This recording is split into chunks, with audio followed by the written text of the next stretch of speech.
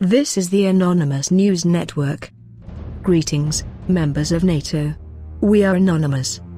In a recent publication, you have singled out Anonymous as a threat to government and the people. You have also alleged that secrecy is a necessary evil, and that transparency is not always the right way forward. Anonymous would like to remind you that the government and the people are distinct entities with often conflicting goals and desires. It is Anonymous's position that when there is a conflict of interest between the government and the people, it is the people's will which must take priority. The only threat transparency poses to government is to threaten government's ability to act in a manner which the people would disagree.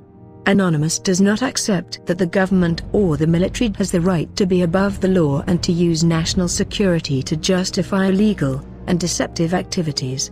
Dishonesty and secrecy totally undermine the concept of self-rule.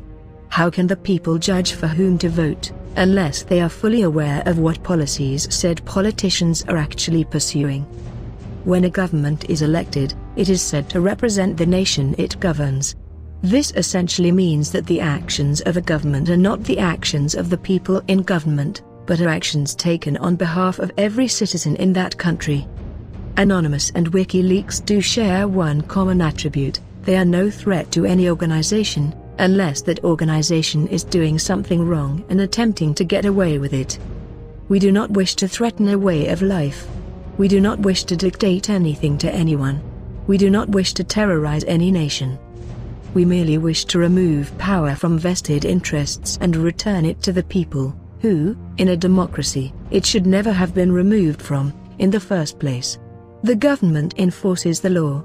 This does not give them the right to break it.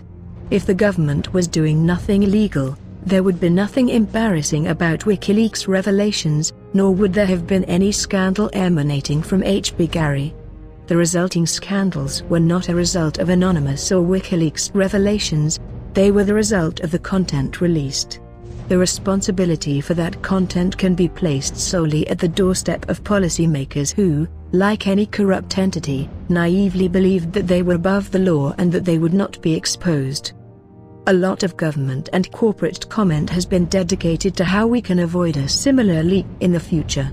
Such advice ranges from better security, to lower levels of clearance, from harsher penalties for whistleblowers, to censorship of the press. Our message is simple: do not lie to the people. Do not make corrupt deals and you won't have to worry about your corruption being laid bare.